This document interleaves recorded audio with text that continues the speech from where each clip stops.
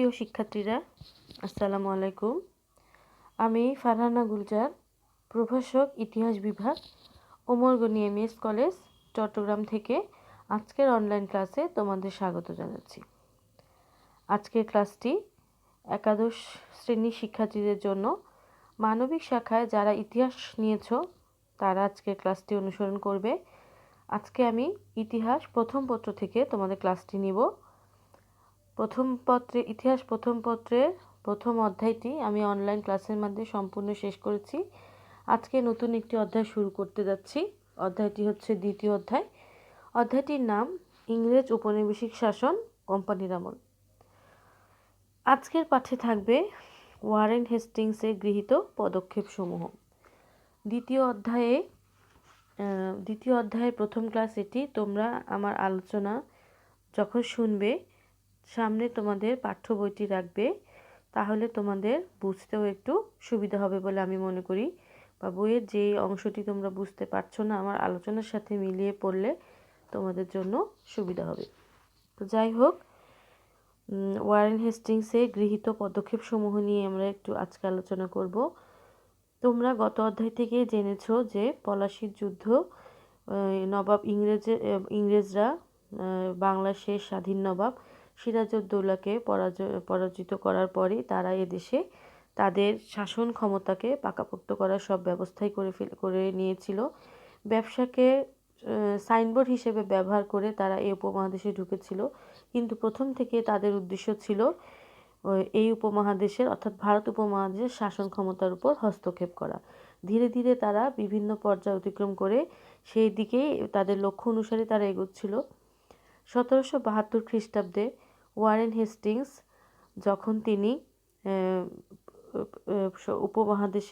ভারত উপমহাদেশের গভর্নর হয়ে তিনি এখানে আসেন, তিনি বেশ কিছু পদক্ষেপ গ্রহণ করেছিলেন। তিনি তৎকালীন ইংরেজ শাসন আমলে যে বিশৃঙ্খলা সৃষ্টি হয়েছিল সেই বিশৃঙ্খলাগুলো বা শাসনতান্ত্রিক সমস্যাগুলো দূর করে একটি সুন্দর শাসন ব্যবস্থা গড়ে তুলতে তিনি চেয়েছিলেন। মূলত তিনি দ্বৈত শাসন ব্যবস্থার অবসান ঘটিয়ে রাজস্ব আদায়ের সম্পূর্ণ দায়িত্ব কোম্পানির হাতে তুলে নিয়ে ইংরেজ শাসনের ভিত্তিমূল তিনি স্থাপন করেছিলেন। অর্থাৎ ওয়ারেন হেস্টিংসের আগে যে দ্বৈত শাসন ব্যবস্থা লর্ড কর্নওয়ালিস তিনি প্রবর্তন করেছিলেন, সেটার কারণে যে সমস্যাগুলো সৃষ্টি হয়েছিল সেই সমস্যাগুলো তিনি সমাধান করাই তার ছিল প্রধান লক্ষ্য।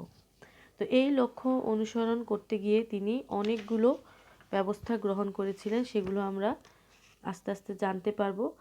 তবে এখন আসো আমরা একটু দেখে নিই তিনি কেমন করে তার যে গৃহীত ব্যবস্থাগুলো তিনি গ্রহণ করেছিলেন। এখানে আমি একটু কিছুটা নিয়ে দিতে চাচ্ছি। আমি লর্ড কর্নওয়ালিস বলে ফেলেছি, সেখানে অবশ্য লর্ড ক্লাইভ হবে। দ্বৈত ব্যবস্থাটি ছিল লর্ড ক্লাইভের, আর লর্ড কর্নওয়ালিসের ছিল চিরস্থায়ী বন্দোবস্ত প্রথা। ওয়ারেন হেস্টিংসের পরে লর্ড কর্নওয়ালিস চিরস্থায়ী বন্দোবস্ত প্রথা প্রবর্তন করেছিলেন। পরবর্তীতে তোমরা সেগুলো জানতে পারবে। তবে এখানে যেটি আমি ভুলে স্লিপ অফ টাং হয়ে গিয়েছিল সেটি হচ্ছে দ্বৈত শাসন ব্যবস্থাটি প্রবর্তন করেছিলেন লর্ড ক্লাইভ, আর এটির অবসান ঘটিয়েছিলেন 1772 সালে ওয়ারেন হেস্টিংস। 1772 সালে ওয়ারেন হেস্টিংসের প্রশাসনিক যে পরিবর্তনগুলি তিনি নিয়েছিলেন সেটি জানার আগে আসো আমরা একটু তার প্রাথমিক জীবন সম্পর্কে কিছুটা জানার চেষ্টা করি। যেমন তার জন্ম হয়েছিল 1732 সালে চার্চিলের অক্সফোর্ডের একটি গরিব পরিবারে। খেয়াল করো কত সালে তার জন্ম হয়েছিল, 1732 সালে চার্চিলে অক্সফোর্ডের একটি গরিব পরিবারে তার জন্ম হয়েছিল। তিনি খুব ছোট বয়স থেকে তার কর্মজীবন শুরু করেন। মাত্র 18 বছর বয়সে তিনি কলকাতায় ইস্ট ইন্ডিয়া কোম্পানির একজন সাধারণ কর্মচারী হিসেবে তার কর্মজীবন তিনি শুরু করেছিলেন। অর্থাৎ 1750 সালে তিনি ব্রিটিশ ইস্ট ইন্ডিয়া কোম্পানির একজন সাধারণ কর্মী হিসেবে তিনি কলকাতায় চলে আসেন। এই যে দেখো ছবিটি, এটি হচ্ছে ওয়ারেন হেস্টিংসের ছবি। তোমাদের পাঠ্য বইও তোমরা দেখতে পাবে ছবিটি। তিনি নিজ কর্মগুণে কর্মদক্ষতায় খুব অল্প সময়ের মধ্যেই ব্রিটিশ ইস্ট ইন্ডিয়া কোম্পানিতে নিজের কর্মদক্ষতা দ্বারা সুনাম অর্জন করেছিলেন অল্প বয়সেই। 1772 সালে ওয়ারেন হেস্টিংস দ্বৈত শাসন ব্যবস্থার অবসান ঘটিয়ে রাজস্ব আদায়ের সম্পূর্ণ দায়িত্ব কোম্পানির হাতে তুলে নিয়ে ইংরেজ শাসনের ভিত্তিমূল স্থাপন করেন। এটি আমি তোমাদের আলোচনার শুরুতেই বলেছি যে তিনি কি করেছিলেন, রাজস্ব আদায়ের সম্পূর্ণ দায়িত্ব কোম্পানির হাতে নিয়ে নিয়েছিলেন। আর যেহেতু রাজস্ব মানে হচ্ছে অর্থ, ট্যাক্স দিয়েই যে কোনো সরকার তারা দেশ পরিচালনা করে। জনগণের উপার্জিত আয়ের একটা অংশ জনগণ ট্যাক্স হিসেবে সরকারকে দিয়ে থাকে। এই ট্যাক্সই হচ্ছে তাদের আয়ের প্রধান উৎস। অর্থ সংক্রান্ত বিষয়টি যখন কোম্পানির নিজের হাতে নিয়ে নিল ওয়ারেন হেস্টিংস, তো কথা আমরা সহজেই বুঝতে পারছি যে তাদের শাসনের ভিত্তিমূল কিন্তু স্থাপন করা হয়ে গেল। তারা যখন ভারত উপমহাদেশের অর্থই কন্ট্রোল করতে পারবে বা অর্থ আদায়টি নিজের দায়িত্বে নিয়ে নিল, সেক্ষেত্রে তারা তাদের শাসন ব্যবস্থার ভিত্তিমূল স্থাপন করে নিল। কাশিম বাজারের তিনি তার কর্মদক্ষতার কারণে যে ইস্ট ইন্ডিয়া কোম্পানির হয়ে যখন তিনি কাজ করছিলেন কলকাতায় এসে, তিনি যখন সেখানে তার দক্ষতা প্রমাণ করলেন বিভিন্নভাবে, তখন তাকে কিন্তু কাশিম বাজারের রেসিডেন্ট পদে উন্নীত করা হয়েছিল। ফরাসি বাংলা ভাষা তিনি ভালো করে জানতেন, পাশাপাশি উর্দু এবং আরবিতেও তার যথেষ্ট দক্ষতা ছিল। তার শাসনকালকে দুভাগে ভাগ করা যায়। প্রথমে হচ্ছে 1772 থেকে 1774 খ্রিস্টাব্দ পর্যন্ত, এই 2 বছর তিনি বাংলার গভর্নর হিসেবে কাজ করেছিলেন। এরপর 1774 থেকে 1785 খ্রিস্টাব্দ পর্যন্ত তিনি ইস্ট ইন্ডিয়া কোম্পানির প্রথম গভর্নর জেনারেল হিসেবে দায়িত্ব পালন করা শুরু করেন। তাহলে প্রথমে ছিলেন তিনি বাংলার গভর্নর, আর পরবর্তীতে তিনি ছিলেন প্রথম গভর্নর জেনারেল, ইস্ট ইন্ডিয়া কোম্পানির প্রথম গভর্নর জেনারেল, যিনি ব্রিটিশ প্রতিনিধি হিসেবে ভারত উপমহাদেশ শাসন করতে তিনি আসেন। কলকাতা ভিত্তিক শাসন কেন্দ্র তিনি গড়ে তুলেছিলেন। তিনি যখন ক্ষমতা নেন, ক্ষমতা নেওয়ার আগে আমি আরেকটু উল্লেখ করতে চাই যে তার সামনে যে সমস্যাগুলো ছিল সেগুলো আলোচনা করার আগে আরেকটু আমি তোমাদের সামনে উল্লেখ করতে চাই। যেমন তিনি যখন 1772 সালে তিনি বাংলার গভর্নর হিসেবে দায়িত্ব নিয়েছিলেন, কিন্তু আগেই আমি বলেছি যে 1750 সাল থেকে তিনি কলকাতায় ছিলেন, তিনি তার দায়িত্ব পালন করছিলেন একজন কর্মী হিসেবে। 1764 সালে যখন বক্সারের যুদ্ধ হয়েছিল, বক্সারের যুদ্ধ শেষ হওয়ার পরে কিন্তু তিনি স্বদেশে ফিরে যান। কিন্তু ভারতবর্ষে কোম্পানির শাসনে যখন অরাজকতা এবং দুর্নীতি দেখা দিয়েছিল, তখনই তাকে 1772 সালে, যিনি আগে ছিলেন কাটিয়ার, তার স্থলে পুনরায় বাংলাদেশে বা বাংলার ভারত উপমহাদেশের কলকাতা অংশের গভর্নর হিসেবে নিযুক্ত করা হয়েছিল। তখন তাকে অনেক অভ্যন্তরীণ এবং পররাষ্ট্র ক্ষেত্রে বিভিন্ন রকম সমস্যার সম্মুখীন হতে হয়েছিল। তো আসো তাহলে আগে আমরা এই সমস্যাগুলো সম্পর্কে কিছুটা আলোকপাত করি। সমস্যাসমূহ, অর্থাৎ তিনি দায়িত্ব গ্রহণ করার পর যে সমস্যাগুলো তার সামনে এসেছিল, আগে সেই সমস্যাগুলো সম্পর্কে আমরা জানব। প্রথমে ছিল 76-এর মন্বন্তর। তোমরা 76-এর মন্বন্তরের উপরে আমি একটি ক্লাস নিয়েছি, তোমরা আমাদের অনলাইন ক্লাসগুলোতে অবশ্যই যুক্ত হবে, যুক্ত হয়ে ক্লাসগুলো তোমরা ফলো করবে, তাহলে তোমরা দেখবে যে প্রত্যেকটা টিচারে কিন্তু ক্লাস হচ্ছে। তোমরা অনেক সময় আমি খেয়াল করেছি যে অনলাইন গ্রুপে কিংবা অনলাইনে গ্রুপে আমাদের কিংবা আমাদের কলেজের যে পেজ আছে সেখানে তোমরা বলো যে অমুক ক্লাস হচ্ছে না, তমুক ক্লাস হচ্ছে না। আসলে সবগুলো ক্লাসে কিন্তু হচ্ছে, তোমরা অনলাইন ক্লাসের সাথে যুক্ত হলে আমাদের এই ক্লাসগুলো পেয়ে যাবে। তো যাই হোক, 76-এর মন্বন্তর বাংলা 1176 সালে হয়েছিল, ইংরেজি হচ্ছে 1770 সালে। এই ভয়াল দুর্ভিক্ষে বাংলার 1/3 লোকের অকাল মৃত্যু ঘটে। ফলে বাংলার বহু গ্রাম জনশূন্য হয়ে পড়েছিল। সবুজ প্রান্তর উজাড় হয়ে উর্বর জমি মরুভূমিতে পরিণত হয়েছিল। তিনি যখন আসেন তখন তাহলে ইংরেজি হচ্ছে 1770, তিনি গভর্নর হিসেবে রইলেন 1772। তাহলে আমরা সহজেই বুঝতে পারছি 76-এর মন্বন্তরের যে প্রভাব বাংলায় পড়েছিল, সেই প্রভাবের কারণে বাংলার যে অবস্থা সেটি তাকে সেই অবস্থায় এসে বাংলার দায়িত্ব গ্রহণ করতে হয়েছিল। তাহলে 76-এর মন্বন্তরের ফলে যে নেতিবাচক অবস্থা বাংলার হয়েছিল সেটি কিন্তু সামাল দেওয়ার দায়িত্ব তিনি নিয়েছিলেন। এরপর দ্বৈত শাসন ব্যবস্থার কারণে যে প্রশাসনিক জটিলতার সৃষ্টি হয়েছিল তাতে কিন্তু দেশের অর্থনৈতিক মেরুদণ্ড ভেঙে যায়।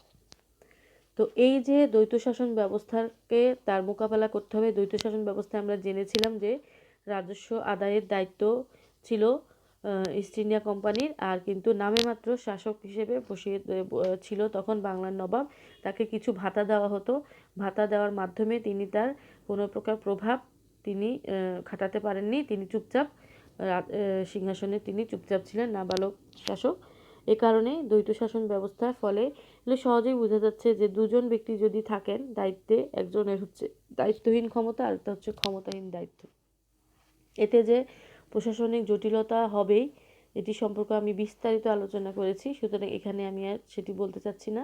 তাহলে এই যে দ্বৈত শাসন ব্যবস্থার কারণে যে প্রশাসনিক জটিলতাটি সৃষ্টি হয়েছিল এটা কিন্তু মোকাবেলা করতে হবে ওয়ারেন হেস্টিংসকে। তাহলে এই দুটি সমস্যা, প্রথমে হচ্ছে সবচেয়ে ইম্পর্টেন্ট যেটি ৭৬-এর মন্বন্তরের প্রভাব, আর ২ নম্বর হচ্ছে দ্বৈত শাসন ব্যবস্থার কারণে সৃষ্ট প্রশাসনিক জটিলতা।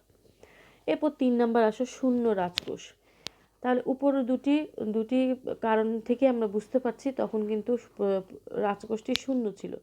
৭৬-এর মন্বন্তরের কারণে দেশে যেমন তোমার উৎপাদন হয়নি, লোকজনের ক্রয় ক্ষমতা ছিল না, খাদ্য ছিল না, মাথার উপর বাসস্থান ছিল না, এমন অবস্থায় তারা ট্যাক্স দিতে পারেনি, কারণ আয় ইনকামের কোনো ব্যবস্থা নেই। সুতরাং স্বাভাবিকভাবেই যে সমস্ত জায়গা থেকে আয় আসার কথা ছিল সে সমস্ত জায়গা থেকে আয় আসছিল না, এ কারণে রাজকোষও শূন্য হয়ে গিয়েছিল। এরপর হচ্ছে কোম্পানির কর্মচারীদের সীমাহীন দুর্নীতি এবং স্বেচ্ছাচারিতা। কোম্পানির কর্মচারীরা শাসনতান্ত্রিক দুর্বলতার সুযোগ নিয়ে তারা দুর্নীতি পরায়ণ হয়ে ওঠে। তারা ব্যক্তিগত স্বার্থ চরিতার্থ করার জন্য বিভিন্নভাবে অসাধু উপায়ে অর্থ উপার্জন করতে চেষ্টা করতে থাকে, ফলে বিচার ব্যবস্থাও দুর্নীতিগ্রস্ত হয়ে পড়ে। তাহলে কোম্পানির কর্মচারীদের সীমাহীন দুর্নীতিও বন্ধ করতে হবে তাকে, যেহেতু এটি তখন একটি প্রধান সমস্যা ছিল। এরপর দাক্ষিণাত্যে মারাঠাদের উত্থান। ইংরেজদের বিতাড়ন এবং প্রতিশোধ গ্রহণের জন্য দাক্ষিণাত্যের হায়দার আলী তিনি সুযোগ খুঁজছিলেন। অন্যদিকে মারাঠা শক্তির উত্থানও ব্রিটিশ শক্তির প্রতি হুমকি হয়ে দাঁড়িয়েছিল। এ ধরনের একটি প্রতিকূল রাজনৈতিক পরিবেশে ওয়ারেন হেস্টিংসকে বাংলা শাসনভার গ্রহণ করতে হয়েছিল। আমি এখানে মারাঠাদের শক্তির উত্থান কিংবা এই যে বললাম যে হায়দার আলী প্রতিশোধ নেওয়ার জন্য সুযোগ খুঁজছিলেন, এগুলো বিস্তারিত কোনো আলোচনায় যাচ্ছি না, কারণ এটি তাহলে অন্য একটি বিষয় এখানে তাহলে তোমাদের পড়াতে হবে। কিন্তু তোমরা এটুকু জেনে রাখো যে ওয়ারেন হেস্টিংস যখন ক্ষমতায় আসেন তখন মারাঠাদের উত্থান ঘটে এবং মারাঠারাও ইংরেজদের সাথে বিভিন্ন সময় যুদ্ধে জড়িয়ে পড়ে, এমন একটি অবস্থা তার সামনে এসে তখন দাঁড়িয়েছে। তো এই যে সমস্যাগুলোর কথা তোমাদের সামনে আলোচনা করলাম আমি, আবার একটু রিভিউ দিচ্ছি। প্রথমে হচ্ছে তোমার ৭৬-এর মন্বন্তরের প্রভাব, তারপর হচ্ছে দ্বৈত শাসন ব্যবস্থার কারণে প্রশাসনিক জটিলতার সৃষ্টি হয়েছিল, ফলে রাজকোষও শূন্য হয়ে যায়। এরপর হচ্ছে কোম্পানির কর্মচারীদের সীমাহীন দুর্নীতি, তারপর হচ্ছে মারাঠাদের উত্থান। এই সমস্ত বিষয়গুলো তাকে সমাধান করতে হবে, এগুলো তার সামনে সমস্যা হিসেবে দাঁড়িয়েছিল। নিজের প্রতিভা এবং সাংগঠনিক ক্ষমতার জোরে তিনি ভারতের কেন্দ্রীয় শাসন ও রাজস্ব ব্যবস্থার যে রূপরেখা রচনা করে গিয়েছিলেন, প্রধানত তার উপর ভিত্তি করেই পরবর্তীতে লর্ড কর্নওয়ালিস এক বলিষ্ঠ কেন্দ্রীয় শাসন ব্যবস্থা গড়ে তুলতে সক্ষম হয়েছিলেন। তাহলে তিনি ভিত্তি স্থাপন করে গিয়েছিলেন, কেন্দ্রীয় শাসন এবং রাজস্ব ব্যবস্থার রূপরেখা তিনি রচনা করে গিয়েছিলেন। এই বিষয়গুলোর উপর ভিত্তি করেই লর্ড কর্নওয়ালিস কেন্দ্রীয় শাসনকে শক্তিশালী হিসেবে তিনি পরবর্তীতে গড়ে তুলতে পেরেছিলেন। আসো, যে সমস্যাগুলো আমরা একটু আগে চিহ্নিত করেছি, এখন এই সমস্যাগুলো সমাধান করার জন্য তিনি কি কি ব্যবস্থা গ্রহণ করেছিলেন তা আমরা একটু দেখি। প্রথমে তিনি দ্বৈত শাসন ব্যবস্থার অবসান করে শাসন ব্যবস্থা কোম্পানির হাতে নিয়ে নেন। তাহলে লর্ড ক্লাইভ যে দ্বৈত শাসন ব্যবস্থার প্রবর্তন করেছিলেন নিজেদের ক্ষমতাকে আরও বেশি পাকাপোক্ত করার জন্য, ওয়ারেন হেস্টিংস এসে যে দ্বৈত শাসন ব্যবস্থার কারণে প্রশাসনিক জটিলতার সৃষ্টি হওয়ার কারণে সেটিকে তিনি বাদ দিয়ে শাসন ব্যবস্থা সরাসরি কোম্পানির হাতে নিয়ে নেন। অর্থাৎ এখন আর দুজন মিলে কোনো শাসন নেই, ডাইরেক্ট কোম্পানি শাসন ব্যবস্থা পরিচালনা করবে। ২ নাম্বার হচ্ছে রাজস্ব আদায়কারী অত্যাচারী রেজা খান এবং সীতাব রায়কে পদচ্যুত করে কালেক্টর নামে এক কেন্দ্রীয় কর্মচারীর হাতে রাজস্ব আদায়ের ভার দেন তিনি। সীতাব রায় এবং রেজা খানের কথা তোমাদের কিছুটা মনে থাকার কথা, কারণ গত অধ্যায়ে যখন আমি তোমাদের দ্বৈত শাসন ব্যবস্থা পড়িয়েছিলাম তখন আমি তোমাদেরকে বলেছিলাম যে দ্বৈত শাসন ব্যবস্থায় রাজস্ব আদায়ের দায়িত্ব দেওয়া হয়েছিল রেজা খানকে এবং সীতাব রায়কেও আরেকটি অঞ্চলের রাজস্ব আদায়ের দায়িত্ব দেওয়া হয়েছিল। তো এই দুজনকেই তিনি পদচ্যুত করেন। পদচ্যুত করে নতুন একটি পোস্ট ক্রিয়েট করেন। সেই পোস্টটির নাম হচ্ছে কালেক্টর। কালেক্টর নামক এক কেন্দ্রীয় কর্মচারীর হাতে তিনি রাজস্ব আদায়ের ভার দিয়েছিলেন। এরপর রাজকোষের উপর প্রত্যক্ষ নিয়ন্ত্রণের জন্য রাজকোষাগার মুর্শিদাবাদ থেকে তিনি কলকাতায় স্থানান্তর করেন। মানে রাজকোষ হচ্ছে যেখানে অর্থ জমা থাকতো, এই যেখানে রাজকোষ সেটার উপরে নিজের প্রত্যক্ষ নিজের মানে কোম্পানি যাতে সরাসরি এটা নিয়ন্ত্রণ করতে পারে, এর হিসাব নিকাশ যাতে সরাসরি তারা কন্ট্রোল করতে পারে, এ কারণে রাজকোষাগার আগে ছিল মুর্শিদাবাদে, সেখান থেকে তিনি এটাকে কলকাতায় নিয়ে আসেন।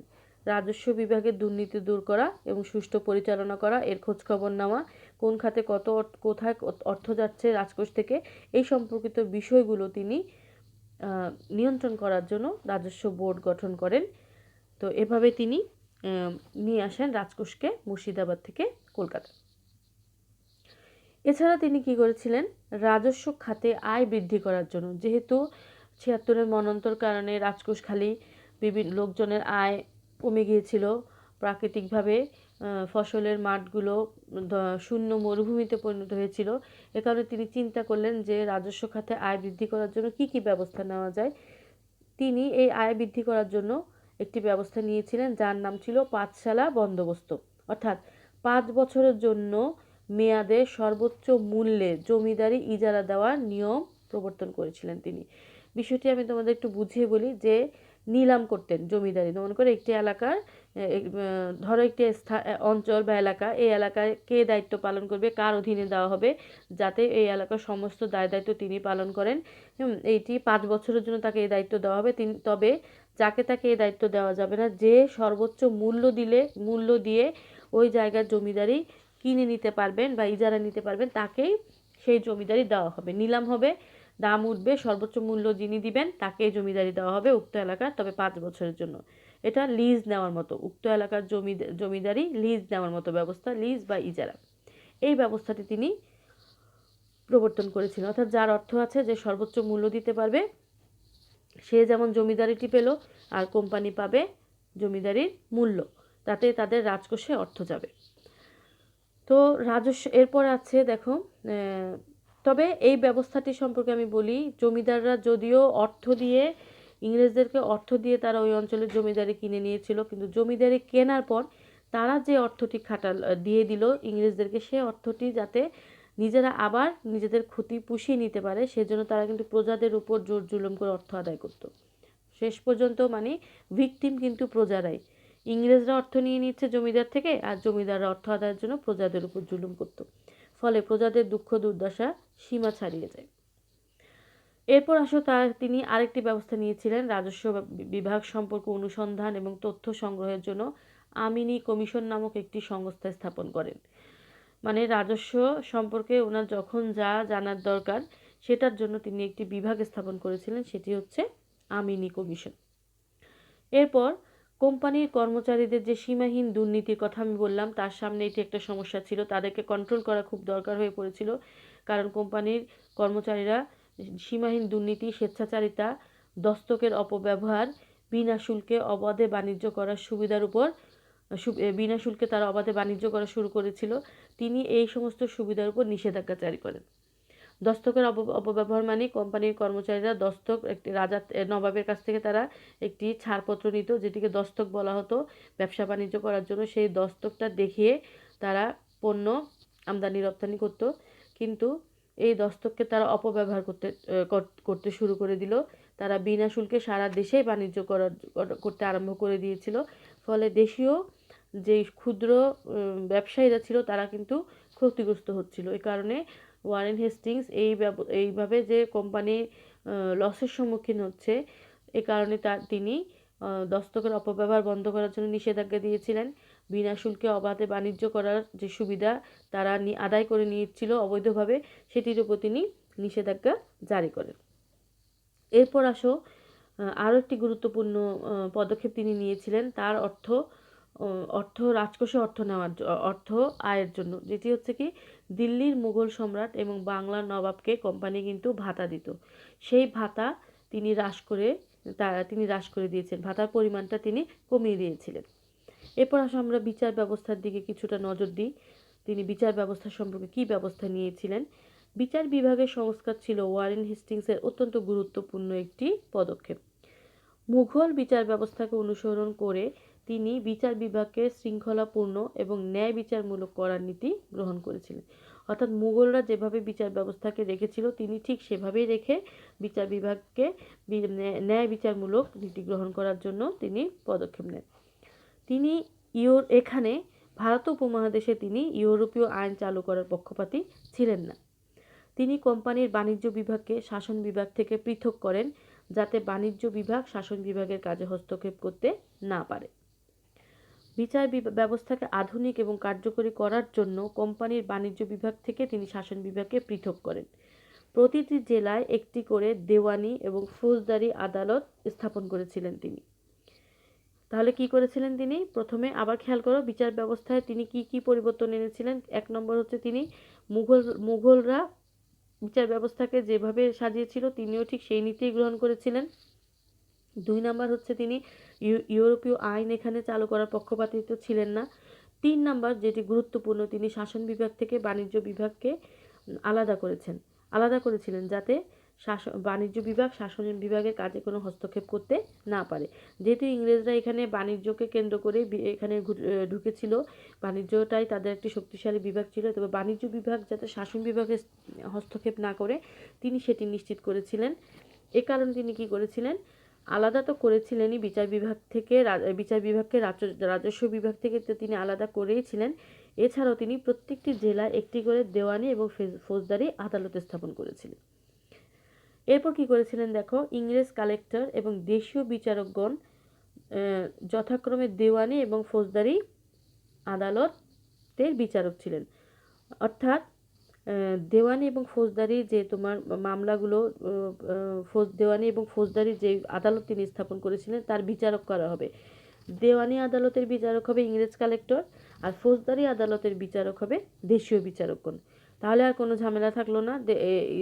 ইংরেজ যে কালেক্টর যিনি দেওয়ানি আদালতের বিচারক ছিলেন তিনি ফৌজদারি আদালতে হস্তক্ষেপ করতে পারবেন না।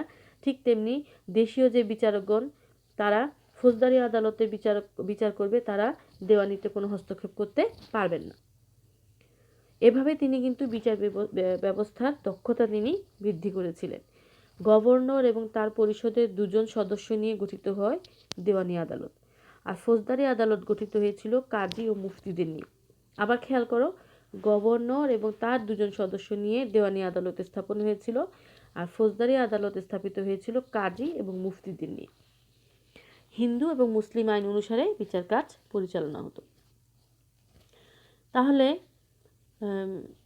ওয়ারেন হেস্টিংসের যেই ব্যবস্থাগুলো তিনি গ্রহণ করেছিলেন সে সম্পর্কে আমি বিস্তারিত এখানে আলোচনা করেছি। আশা করছি তোমাদের বুঝতে কোনো সমস্যা হয়নি।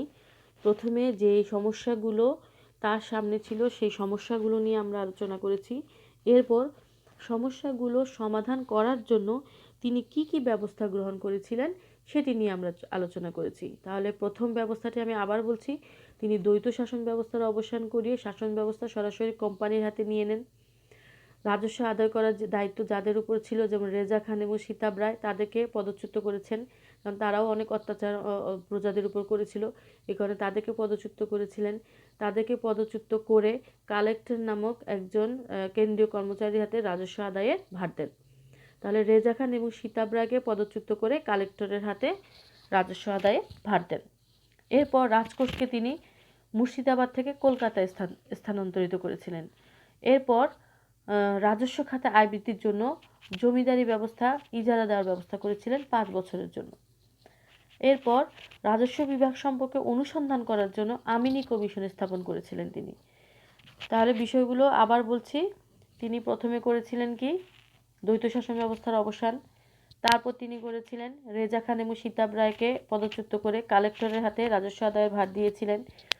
রাজকোষের উপর নিয়ন্ত্রণ করার জন্য মুর্শিদাবাদ থেকে কলকাতায় রাজকোষ নিয়ে আসেন। 5 বছরের জন্য জমিদারি ইজারা দেওয়ার ব্যবস্থা করেছিলেন। আমিনি কমিশন স্থাপন করেছিলেন। কোম্পানির কর্মচারীদের সীমাহীন দুর্নীতি দস্তকের অপব্যবহার বন্ধ করার জন্য তিনি তাদের উপর নিষেধাজ্ঞা জারি করেছিলেন। তারপর দিল্লির মুঘল সম্রাট এবং বাংলা নবাবদের বার্ষিক ভাতা হ্রাস করেছিলেন তিনি। এরপর সম্পূর্ণটা আমি চলে গেছি বিচার ব্যবস্থার উপর। বিচার ব্যবস্থাটাই কিন্তু আলাদা একটা পয়েন্ট, বিচার ব্যবস্থাটাই কিন্তু বর্ণনামূলকভাবে উপস্থাপন করা যায়। তো সেখানে আমি কয়েকটি পয়েন্ট শুধু এখানে তোমাদেরকে উল্লেখ করেছি যে বিচার ব্যবস্থা সম্পর্কে তিনি যেহেতু গৃহীত পদক্ষেপগুলোর উপর যদি প্রশ্ন আসে তখন এখানে তুমি বর্ণনামূলক লিখবে না, কিন্তু আলাদাভাবে যদি ওয়ারেন হেস্টিংস বিচার ব্যবস্থা সংস্কার করার জন্য কি কি গ্রহণ করেছিলেন সেখানে যদি আসে তখন তুমি একটু বিস্তারিতভাবে লিখতে হবে। যেমন বিচার ব্যবস্থাকে তিনি মুঘল বিচার ব্যবস্থা অনুসরণ করেছিলেন। তিনি ইউরোপীয় আইন চালু করার পক্ষপাতী ছিলেন না।